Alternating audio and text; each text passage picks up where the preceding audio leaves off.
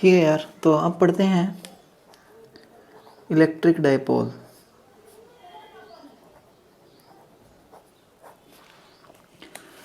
तो electric dipole होता क्या है? सिस्टम होता है एक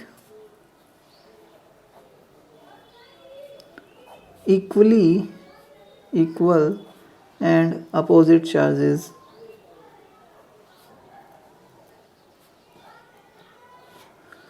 separated by some distance, small distance.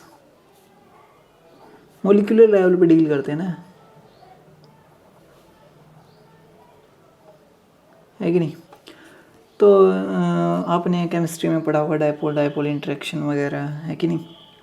तो ये मॉलिक्यूल्स के बीच में होते हैं जो पोलराइज हो सकते हैं। जैसे H2O मॉलिक्यूल्स है, उसमें नेगेटिव चार्ज HO पे नेगेटिव होता है, H पे पॉजिटिव होता है, तो एक तरह से डाइपोल का सिस्टम फॉर्म करते हैं। तो उस केस में हम जो है डाइपोल डाइपोल इंटरेक्शन तो डाइपोल सिस्टम इसलिए पढ़ा जाता है ताकि मॉलिक्यूलर लेवल पे जो इंटरेक्शन है उसको समझा जा सके। तो अब कैसा होता है, तो कैसे हम इसके साथ डील करते हैं, कैसे स्टडी करते हैं, इसके लिए हम कुछ पैरामीटर्स डिफाइन करते हैं, जैसे कि डाइपोल मोमेंट, है कि नहीं? तो ये जो है हम डिफाइन करते हैं। वेक्टर क्वांटिटी है, डिनोट किया जाता है P से, कर लेते हैं, चॉइस आपकी D से कर लो। तो अब जो है ये कैसे डिफ़ाइन किया गया? अगर सिंपल वर्ड में डेफिनेशन है तो क्यों डिफ़ाइन किया गया? क्योंकि यूज़ होता है कई बार अच्छे से। तो उस केस में ये जो है इस क्वांटिटी को ऐसे डिफ़ाइन किया गया, ये वो QI इंटू RI। तो है क्या कि मान लो अगर आपके पास कई सारे चार्जेस हैं, ये मान लो R1 पे है, ये चार्ज है प्लस Q मान लेते हैं, पहले इक्वल एंड अपोजिट ही ले लेते हैं, ये प्लस Q ये माइनस Q, तो दो इक्वल अपोजिट चार्ज है, तो सिस्टम का नेट चार्ज जो 0 होना चाहिए। तो इक्वल एंड अपोजिट चार्जेस हैं तो नेट चार्ज जो है सिस्टम का 0 रहेगा। ये इसका पोजीशन वेक्टर R2। तो अगर उस केस में डाइपोल मूवमेंट करें तो यहाँ से अगर कैलकुलेट करें तो ये क्या होगा? समेशन है QI RI, तो पहला 1 ये चार्ज है, सेकंड चार्ज ये है, तो 1 तो प्लस Q है, तो plus Q into R1 vector plus minus Q into R2 vector. तो यहाँ से देखें तो Q कॉमन आ जाएगा, ये बचेगा R1 vector minus R2 vector. तो ये जो है मेरा डाइपोल मोमेंट हो जाएगा। तो डाइपोल मोमेंट वेक्टर क्वांटिटी, इसकी डायरेक्शन देखें R1 माइनस R2, तो R1 माइनस R2 क्या होगा? ये वेक्टर जो 2 से 1 की तरफ जा रहा होगा, तो ये R1 माइनस R2 वेक्टर होगा। तो ये जो डायरेक्शन है यही डाइपोल मोमेंट की डायरेक्शन होगी। कहाँ से कहाँ? नेगेटिव से पॉजिटिव चार्ज की तरफ।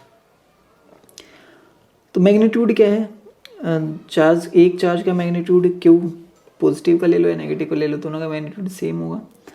तो चार्ज का magnitude multiply by distance between charges, ठीक है? तो ये तो हो जाएगा क्या? P का मैग्नीट्यूड, और P की डायरेक्शन क्या होगी? नेगेटिव चार्ज से पॉजिटिव चार्ज की तरफ। तो यही है, दो चीज़ें आपको डिफाइन करनी है। एक तो मैग्नीट्यूड, डाइपोल मोमेंट का मैग्नीट्यूड क्या होगा? मैग्नीट्यूड जो होगा वो होगा product of magnitude of charge and distance between charges।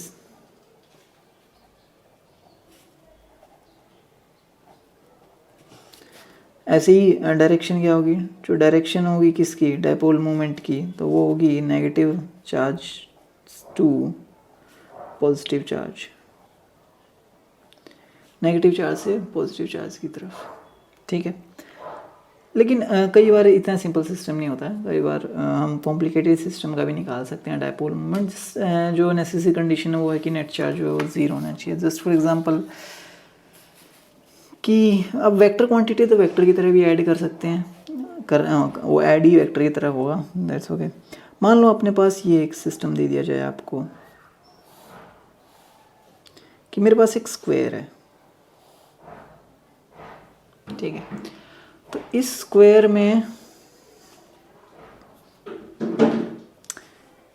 यहाँ पे प्लस Q है, यहाँ पे प्लस Q है, यहाँ पे प्लस Q है, लेकिन यहाँ पे माइनस 3Q है। तो नेट सिस्टम का जो है 0 है चार्ज। ए डिस्टेंस है, तो मुझे इस सिस्टम का जो है वो डाइपोल मोमेंट फाइंड आउट करना है। दो तरीके हैं, या तो इस -3q को क्या करो, -q 3 जो है वो -q में ब्रेक कर लो, ठीक है, और एक -q + q का ये पेयर हो जाएगा, एक -q + q का ये पेयर हो जाएगा, एक -q + q का ये पेयर हो जाएगा। तो उस केस में 3 आपके पास होंगे, तो ये एक होगा P1, ये इस डायरेक्शन में होगा P2 और इस डायरेक्शन में होगा P3। इन तीनों का जो रिजल्टेंट है इनका मैग्नीट्यूड कैलकुलेट कर सकते हो। P1 जो होगा उसका मैग्नीट्यूड हो जाएगा Q × A, P2 का जो मैग्नीट्यूड हो जाएगा वो हो जाएगा √2 QA, क्योंकि यहाँ की डिस्टेंस जो है ये √2 हो जाएगी यहाँ से यहाँ, और P3 का जो मैग्नीट्यूड होगा वो भी हो जाएगा Q × A। तो उस केस में इन दोनों का रिजल्टेंट भी इसी डायरेक्शन में आएगा। तो ये जो है नेट जो है P नेट, तो इसमें भी ये जो है वो √2 QA इन दोनों का रिजल्टेंट हो जाएगा। तो √2 तो 2 √2 QA, तो ये P नेट हो जाएगा, ठीक है, उसका मैग्नीट्यूड। तो ये एक मेथड है, ठीक है। दूसरा मेथड क्या है, वही अपना जो QI और वो जो P वेक्टर हम कैलकुलेट कर सकते हैं, वो हो जाएगा QI × RI वेक्टर। तो उस केस में ओरिजिन कहाँ चूज़ करें, कहीं भी चूज़ कर सकते हो, उस पर डिपेंड नहीं करता। आप यहाँ पे अगर मान लो मैं ओरिजिन चूज़ कर लेता हूँ, तो यहाँ के कोऑर्डिनेट 0 0 हो जाएंगे, यहाँ का कोऑर्डिनेट हो जाएगा A0, यहाँ के कोऑर्डिनेट हो जाएंगे AA, और यहाँ के कोऑर्डिनेट हो जाएंगे 0 A। तो उस केस में QI RI, तो ये पहला चार्ज है, तो ये Q × इसका कोऑर्डिनेट 0 प्लस इसके जो हो जाएगा Q × AI कैप, इसका R वेक्टर पोजीशन वेक्टर ये होगा AI कैप, प्लस उसका Q × उसका पोजीशन वेक्टर है AI cap plus AJ cap, और इसका position vector plus -3Q × AJ cap, तो उसका पोजीशन वेक्टर जो है AJ कैप है। तो यहाँ से अगर देखें तो I कैप कितने हैं 2, तो 2QAI कैप, और J कैप कितने हैं -3 और ये +1, तो -2QAJ कैप। तो यहाँ से तो ये simply 2QA I cap -J cap, तो ये P वेक्टर है, इसकी डायरेक्शन भी पता है। तो अगर मैग्नीट्यूड कैलकुलेट करना है तो यहाँ से P का मैग्नीट्यूड भी कैलकुलेट कर सकते हो, कितना आएगा 2 √2 QA, सेम वैसा ही, ठीक है। तो कई बार इससे क्वेश्चन ईजी हो जाता है, कई बार उससे होता है, तो चॉइस आपकी है, जैसे भी आपको कंफर्टेबल लगे आप ऐसे कैलकुलेट कर सकते हो। तो 3D वगैरह में आ जाएगा तो मैं कहूँगा कि ये मेथड जो है वो ज़्यादा बेस्ट रहेगा। अब जो है वो करते हैं डाइपोल मोमेंट, इलेक्ट्रिक डाइपोल का क्या क्या हम इससे करते हैं। Just for example electric field calculate करने हो हमें डाइपोल की वजह से, या इलेक्ट्रिक पोटेंशियल कैलकुलेट करना हो, तो पहले देख लेते हैं एक्सियल पॉइंट पे। इसका मतलब क्या है कि मान लेते हैं कि ये अपना डाइपोल रखा है इधर, ये -Q ये +Q, इन दोनों के बीच में डिस्टेंस आप कुछ भी कंसीडर कर सकते हो। तो यहाँ पे हम ले लेते हैं 2A, ये A, इन दोनों के बीच में डिस्टेंस 2A। तो डाइपोल मोमेंट क्या हो जाएगा, वो हो जाएगा Q × 2A, डायरेक्शन क्या होगी -2 प्लस, तो इस डायरेक्शन को मान लेते हैं I कैप है, तो उस केस में हो जाएगा I कैप। ओके, अब यहाँ पे इसके एक्सिस पे यहाँ पे एक पॉइंट है जिसकी सेंटर से डिस्टेंस जो है वो R है। तो मुझे फाइंड आउट करना है यहाँ पे इलेक्ट्रिक फील्ड क्या होगी। तो इलेक्ट्रिक फील्ड क्या है, मतलब करना तो वही, एक +Q चार्ज की वजह से इलेक्ट्रिक फील्ड होगी, एक -Q चार्ज की वजह से इलेक्ट्रिक फील्ड होगी। +Q चार्ज की वजह से इस डायरेक्शन में होगी, और -Q चार्ज की वजह से इस डायरेक्शन में होगी, है कि नहीं। तो ये मान लो E1 है, ये E2 है, और हमने देखा था E नेट, हम कैलकुलेट कर चुके हैं ना यार ये चीज़। तो E नेट क्या हो जाएगा, E नेट जो सिंपली वो है E1 - E2, और डायरेक्शन जो है वो I कैप होगी, ठीक है। तो E1 का मैग्नीट्यूड कितना है, अगर ये +Q चार्ज है तो +Q चार्ज की वजह से जो है यहाँ पे, यहाँ से +Q से डिस्टेंस जो R - A हो जाएगी, तो इतनी डिस्टेंस जो कम हो जाएगी, तो ये डिस्टेंस R - A, तो हम लिखेंगे कि Q/R r minus a whole square minus उसकी वजह से हो जाएगी डिस्टेंस यहाँ से यहाँ आर प्लस ए, तो k q by r plus a whole square, और ये सारा जो आई कैप में है, ठीक है, डायरेक्शन। तो इसको सॉल्व करें तो यहाँ से जो आंसर आएगा वो आएगा 4 KQ A R by are square minus A square whole square. हम क्लास में कर चुके हैं, वैसे भी इसको सॉल्व ही करना है, ज़्यादा कुछ नहीं, अलजेब्रा है। तो ये जो है इसको कैसे लिख सकते हैं? अब देखो 2QA तो आई कैप में है, तो यहाँ से 4 है तो 2 कॉमन ले सकते हैं, तो 2QA आई कैप, इसको तो P वेक्टर लिख सकता हूँ ना, तो इसको सिंपली हम लिख सकते हैं 2KP divided by are square into r square minus A square whole square. Okay, तो ये इलेक्ट्रिक फील्ड हो जाएगी। तो अगर if r greater than a है, तो अगर आर जो काफ़ी लार्ज है, मतलब हम काफ़ी दूर हैं इलेक्ट्रिक डाइपोल से, तो उस केस में जो ई की वैल्यू हो जाएगी वो हो जाएगी, अगर यहाँ से देखें तो ए को नेगलेक्ट कर सकते हैं आर की कंपैरिजन में, तो ये हो जाएगा, ए को नेगलेक्ट कर देंगे तो आर स्क्वायर का स्क्वायर, तो आर रेज टू पावर 4 और r divided by r raise to power 4, तो ये 1 बाय आर क्यूब हो जाएगा, तो ये हो जाएगा 2KP bye are cube. Okay, तो ये तो एक्सियल पे आ गया, इलेक्ट्रिक फील्ड आ गई। पोटेंशियल क्या होगा? पोटेंशियल की बात यहाँ पे करते हैं। तो ई का मैग्नीट्यूड कितना है? ई का मैग्नीट्यूड सिंपली जो है वो 2KP बाय आर क्यूब है, ठीक है। डायरेक्शन जो है पी की डायरेक्शन में, सेम डायरेक्शन में है, ठीक है। यहाँ पे देख लेते हैं वी क्या होगा, तो वी प्लस चार्ज की वजह से और वी माइनस चार्ज की वजह से, तो प्लस चार्ज की वजह से के क्यू बाय आर माइनस ए, क्योंकि प्लस चार्ज से डिस्टेंस आर माइनस ए है, और ऐसे ही माइनस चार्ज की वजह से माइनस हो जाएगा के क्यू बाय आर प्लस ए, क्योंकि यहाँ से डिस्टेंस जो है माइनस चार्ज से आर प्लस ए है। तो इन दोनों को सोल्व करोगे तो देखो क्या आएगा, R plus A minus R minus A, तो 2, तो ये हो जाएगा 2KQA by are square minus A square. तो 2QA क्या है, तो Q इंटू 2A जो P का मैग्नीट्यूड है, तो इसको हम लिख सकते हैं 2 simply KP by are square minus A square, तो ये क्या है V। तो इफ़ आर लार्ज है, आर जो है वो ग्रेटर देन ए है, तो वी का मैग्नीट्यूड, देखो यहाँ पे पी वेक्टर नहीं है इस बार, तो हम सिर्फ मैग्नीट्यूड कंसिडर करते हैं, क्योंकि पोटेंशियल जो एक स्केलर क्वांटिटी है। तो वी का जो मैग्नीट्यूड है वो सिंपली के पी, ए को नेगलेक्ट कर देंगे, आर काफ़ी बड़ा है, तो के पी बाय आर स्क्वायर हो जाएगा लार्ज आर के लिए। तो ये जो है एक्सियल पॉइंट पे, तो क्योंकि ये एक्सिस पे है, ठीक है ना, डाइपोल के एक्सिस पे कोई पॉइंट है तो उस पर जो है इलेक्ट्रिक फील्ड ये होगी। अब जो है मान लेते हैं कि दूसरा पॉइंट हो जो इसके परपेंडिकुलर हो, तो उसको बोलते हैं इक्वेटोरियल।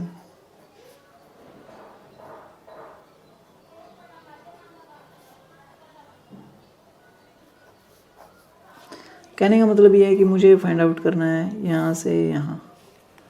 ओके, तो ये जो है ठीक है, आई थिंक थोड़ा सा इस पॉइंट पे चलो बना लेते हैं इसको, थोड़ा सा ऊपर बनेगा, ये नीचे बना लेते हैं, चलो यहाँ देख लेते हैं, यहीं पे भी इस पॉइंट पे मुझे फाइंड आउट करना है। ये है आर, ओके, जो परपेंडिकुलर है, ये ए है, ये माइनस क्यू चार्ज है, ये प्लस क्यू चार्ज है, तो इसकी वजह से भी हम इलेक्ट्रिक फील्ड कैलकुलेट कर चुके हैं। इस प्लस क्यू चार्ज की वजह से क्या होगा, तो यहाँ से ये डिस्टेंस जो under root r square plus a square हो जाएगी, तो इलेक्ट्रिक फील्ड जो है इस डायरेक्शन में होगी, है कि नहीं।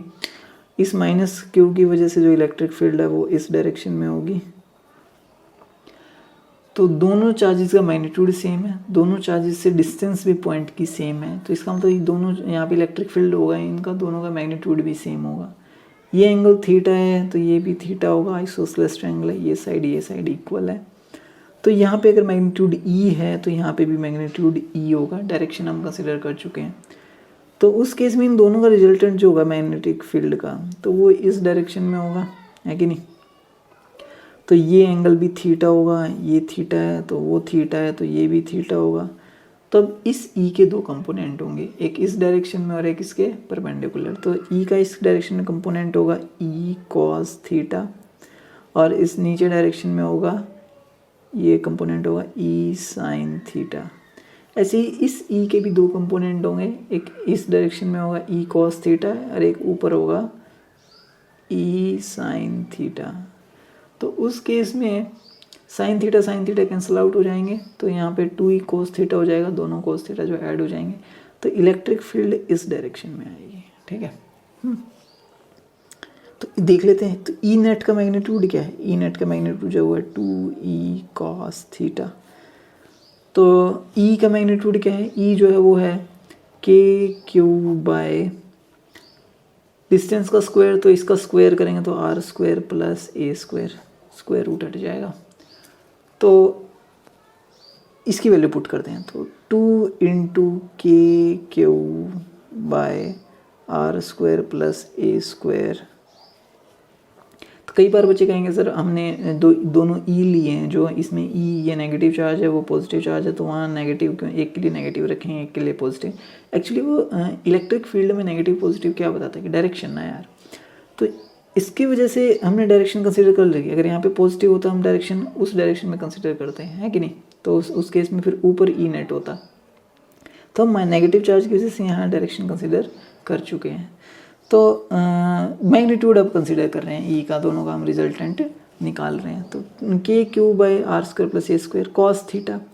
तो अगर कॉस थीटा की बात करें इस ट्रायंगल में, तो ये बेस हो जाएगा, ये हाइपोटेनियस हो जाएगा, तो बेस डिवाइड बाय हाइपोटेनियस जो है वो कॉस थीटा हो जाएगा। तो base a divide by hypotenuse under root r square plus a square. तो यहाँ से अगर देखें तो ये हो जाएगा 2 k q a by are square plus a square raise to power 3/2। लेकिन 2qa क्या है, ये p का मैग्नीट्यूड है, तो ये हो जाएगा kp by are square plus a square raise to power 3/2।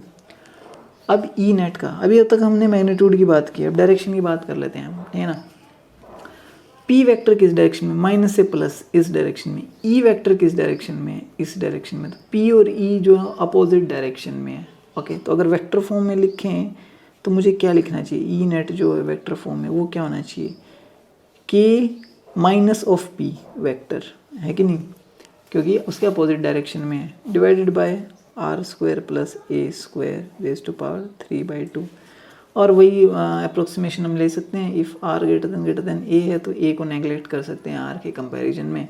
तो यहाँ पे क्या आ जाएगा, ई का जो मैग्नीट्यूड आ जाएगा वो आ जाएगा के पी बाय आर क्यूब, ठीक है। तो उसका मैग्नीट्यूड 2 के पी बाय आर क्यूब था, इसका मैग्नीट्यूड इक्वेटोरियल पे के पी बाय आर क्यूब है। अब पोटेंशियल की बात कर लेते हैं, है कि नहीं। तो इसकी वजह से पोटेंशियल क्या होगा, मान लेते हैं अपने पास जो है वो है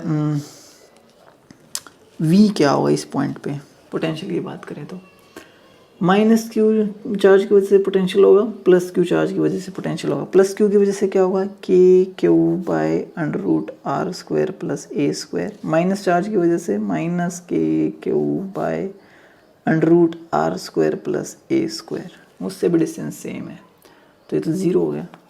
बिल्कुल, पोटेंशियल जो है वो ज़ीरो रहेगा इक्वेटोरियल पॉइंट पे। तो ये दोनों चीज़ें हमें पता चल गई। तो अब जो है मान लो कि ऐसा ना हो, इन जनरल ना आए, तो उसके लिए क्या करें, अगर मान इन जनरल कोई पॉइंट आ जाए, है कि नहीं। तो अगर मैं यहाँ पे देखूँ कि मान लें ये डाइपोल है, माइनस क्यू प्लस क्यू, ठीक है, और यहाँ पे डिस्टेंस ए है, ये भी ए है, और मुझे जो है वो फाइंड आउट करना हो यहाँ से डिस्टेंस आर पे, इलेक्ट्रिक फील्ड क्या होगी, ये मान लो एंगल थीटा है, ठीक है। इलेक्ट्रिक फील्ड क्या होगी, पोटेंशियल भी फाइंड आउट करना। तो पहले इलेक्ट्रिक फील्ड देखते हैं क्या होगी। अब क्या है कि आर जो है ऑलरेडी ये अप्रोक्सीमेशन है, आर ग्रेटर देन ए है, तो काफ़ी बड़ा है आर, ओके, तो उस केस में अब देखते हैं है क्या। तो ये p वेक्टर है इस डायरेक्शन में, तो ना ही तो ये p वेक्टर के इक्वेटोरियल पॉइंट है और ना ही ये एक्सियल है। लेकिन अब मैं क्या कर सकता हूँ, इस p वेक्टर को कि इस एक डायपोल, हमने क्या पढ़ा था, तो कई डायपोल हों साथ में उनका रिजल्टेंट एक नेट डायपोल मोमेंट आ जाता है। ऐसे ही इस डायपोल मोमेंट के भी कंपोनेंट में रिजोल्व कर सकते हैं हम, वेक्टर क्वांटिटी है। तो एक तो इसका कंपोनेंट इस डायरेक्शन में होगा और वो क्या होगा p cos थीटा, और एक इस डायरेक्शन में होगा और वो क्या होगा p sin थीटा। ऐसा करने का रीज़न मैं बताता हूँ अभी क्या है। देखो, जब हमने जो है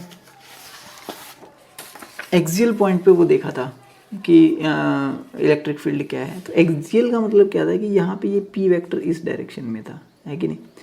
तो p वेक्टर इस डायरेक्शन में था, इसी की डायरेक्शन में यहाँ पे डिस्टेंस r से, p से डिस्टेंस r पे इलेक्ट्रिक फील्ड कैलकुलेट करनी थी और उसका मैग्नीट्यूड आया था 2kp/r³, है कि नहीं। ओके, लेकिन ऐसे ही अगर जब हमने इक्वेटोरियल का कैलकुलेट किया था, इक्वेटोरियल का कैलकुलेट किया था, तो इसमें क्या था कि p वेक्टर ऐसे था और उसके परपेंडिकुलर था पॉइंट, ठीक है। तो यहाँ पे पॉइंट था r और यहाँ पे इलेक्ट्रिक फील्ड जो आई थी उसकी डायरेक्शन p वेक्टर के अपोजिट में थी और उसका मैग्नीट्यूड था kp/r³, ये सिंपली। तो इसी इफेक्ट का हम यूज़ करेंगे। अब क्या, जब मैंने इसको दो कंपोनेंट में रिजॉल्व कर लिया, तो एक ये p1 हो गया और एक ये p2 हो गया। तो ये पॉइंट इस p cos थीटा के एक्सियल पे है, इसी डायरेक्शन में है, ठीक है, और इस p sin थीटा के इक्वेटोरियल में है। तो अगर p cos थीटा डायपोल की वजह से देखें तो इसका इलेक्ट्रिक फील्ड इस डायरेक्शन में होनी चाहिए और उसकी वैल्यू कितनी हो जाएगी, 2kp cos थीटा। p जो है ये p cos थीटा है एक्सियल वाला, बाय r³, डिस्टेंस r³ है। ऐसे ही p sin थीटा वाले की वजह से इसके अपोजिट डायरेक्शन में इलेक्ट्रिक फील्ड हो जाएगी, है कि नहीं। और ये वैल्यू कितनी हो जाएगी, ये हो जाएगी kp sin theta by r³, है ना। तो इक्वेटोरियल की वजह से ये होता है। तो यहाँ पे ई नेट क्या आएगा, इन दोनों का रिजल्टेंट, बस। तो इसको मान लेते हैं कि E1 है, इसको मान लेते हैं कि E2 है, या उसको E1 मान लो, इसको E2 है, उससे कुछ नहीं फ़र्क पड़ता। तो ई नेट जो है वो क्या आ जाएगा, इन दोनों का वेक्टर सम, तो उसका मैग्नीट्यूड देखें तो इन दोनों में 90 डिग्री एंगल है, तो E1 square plus E2 square. तो अगर यहाँ से देखें तो इसका स्क्वायर प्लस इसका स्क्वायर अंडर रूट करें तो ये आएगी kp/r³, अंडर रूट, यहाँ 2 cos थीटा तो एक जगह sin स्क्वायर थीटा हो जाएगा, प्लस एक जगह हो जाएगा 4 cos स्क्वायर थीटा। ओके, तो यहाँ 4 cos स्क्वायर थीटा को हम लिख सकते हैं, 4 cos स्क्वायर थीटा जो है इसको लिखा जा सकता है 3 cos square theta plus cos square theta, है कि नहीं। तो एक इसको इसमें sin स्क्वायर थीटा ऐड करना है, तो एक sin square theta cos square theta जो है वो प्लस हो गया 1 हो जाएगा, तो एक 3 cos स्क्वायर थीटा बचेगा। तो ये हो जाएगा kp/r³ under root 1 plus 3 cos square theta. Okay, तो ये ई नेट का मैग्नीट्यूड है एंगल थीटा पे, डिस्टेंस r जो है वो काफ़ी बड़ी है डायपोल से। ओके, तो अगर r इन्फिनिटी है तो ई 0 हो जाएगा, दैट्स ऑब्वियस सी बात है। बट लेकिन अगर r जो है फाइनाइट रहे, तो r फाइनाइट रहे तो आपको अब cos थीटा नेगेटिव हो सकता है, लेकिन cos स्क्वायर थीटा जो है जो हमेशा ही पॉजिटिव रहेगा। तो इसका मतलब कहीं पे भी ये वैल्यू ज़ीरो नहीं होगी, तो ई नेट का मैग्नीट्यूड कहीं पे भी ज़ीरो नहीं होगा डायपोल के आसपास, इन्फिनिटी पे ज़ीरो होगा, ऑब्वियस सी बात है। अब पोटेंशियल कैलकुलेट करने के ना दो तरीके हैं, ठीक है। तो यहाँ पे आप ये भी कर सकते हो कि वो p वेक्टर के साथ क्या एंगल कंसीडर करेगा जो नेट इलेक्ट्रिक फील्ड होगी। तो मान लें इन दोनों का रिजल्टेंट जो है वो इस डायरेक्शन में आएगा, ठीक है। तो उस डायरेक्शन में ये एंगल आप अल्फ़ा वगैरह कंसीडर कर सकते हो, tan alpha this divide by this हो जाएगा, है कि नहीं। तो यहाँ से आप लिख भी सकते हो जो tan अल्फ़ा होगा वो कितना हो जाएगा, E2/E1 हो जाएगा, नहीं E1/E2, हाँ E1/E2 हो जाएगा, दिस डिवाइड बाय दिस, तो दिस डिवाइड बाय दिस करोगे तो आई थिंक ये tan θ/2 आएगा। तो ये जो है वो tan θ/2 आएगा, tan अल्फ़ा। ओके, तो ये डायरेक्शन भी पता चल जाएगी, ऐसी कोई बात नहीं। अब पोटेंशियल कैलकुलेट करने के दो तरीके हैं, जैसे हमने एक तो इलेक्ट्रिक फील्ड कैलकुलेट किया, उसकी लॉजिक का यूज़ कर सकते हैं और कैलकुलेशन भी कर सकते हैं। तो दोनों मैं आपको बता देता हूँ, लॉजिक मैं बता देता हूँ, कैलकुलेशन जो है वो आपको ही ट्राई करके देखने के आंसर यही आ रहा है। तो अप्रोक्सीमेशन ये जो है वो ज़रूर रखना है। तो पहले कॉमन सेंस क्या कहती है कि हमने दो डायपोल में इसको जो है वो ब्रेक किया, तो एक के लिए वो पॉइंट इक्वेटोरियल है, एक के लिए वो एक्सियल है, ठीक है।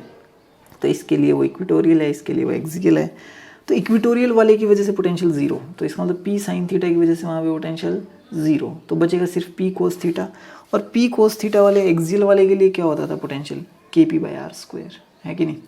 तो यहाँ पे जो हो जाएगा, तो पोटेंशियल जो हो जाएगा वो हो जाएगा KP क्या है, P cos थीटा जो एक्सियल वाला बाय r²। तो ये है r ग्रेटर देन a के लिए, तो ये अप्रोक्सीमेशन हम यूज़ कर सकें, तो ये पोटेंशियल।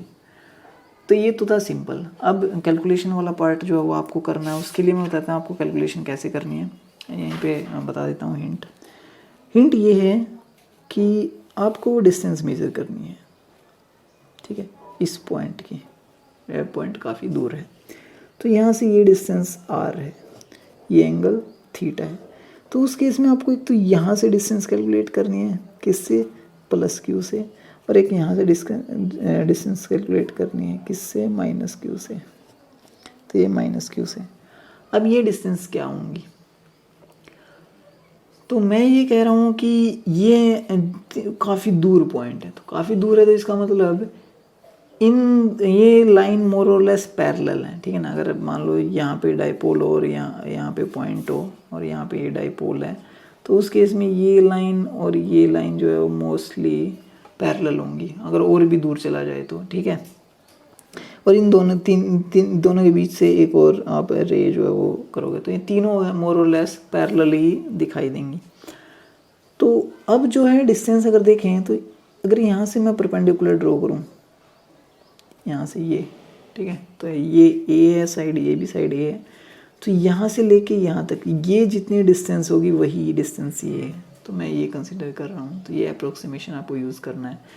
तो ये डिस्टेंस कैलकुलेट कर लोगे तो ये पता लग जाएगा, तो मतलब कि +q से जो है वो डिस्टेंस पता चल जाएगी, और ये a है तो ये डिस्टेंस पता चल जाएगी, ये a cos थीटा हो जाएगी, ठीक है। ऐसे ही यहाँ से कैलकुलेट करनी है, तो वहीं परपेंडिकुलर ड्रॉ करना है, किस पे, बीच वाली लाइन पे, ठीक है। तो ये परपेंडिकुलर ड्रॉ हो जाएगा, तो यहाँ इस पॉइंट से और इस पॉइंट से ये डिस्टेंस जो वो सेम हो जाएगी, ठीक है, ये दोनों डिस्टेंस। तो अभी यहाँ से लेके यहाँ तक तो r है कि नहीं, यहाँ से लेके यहाँ तक r है, तो ये कितना हो जाएगा, तो ये ऐड हो जाएगा। तो अगर ये a है तो आप देखोगे ये थीटा है, तो ये भी थीटा हो जाएगा, और ये a है तो ये भी क्वांटिटी भी a cos थीटा हो जाएगी। तो एक की डिस्टेंस जो है वो r - a cos थीटा हो जाएगी, एक की distance r + a cos theta हो जाएगी, प्लस चार्ज माइनस चार्ज से। और फिर आप अप्रोक्सीमेशन ले लोगे बाद में कि r जो ग्रेटर देन a है, तो a को नेगलेक्ट कर सकते हो वहाँ पे। तो देखो क्या यही आंसर आएगा, तो जस्ट जो है कैलकुलेट करो। ओके, तो आज के लिए इतना ही। यहाँ पे जो है वो मोर और लेस चैप्टर फिनिश हो जाता है।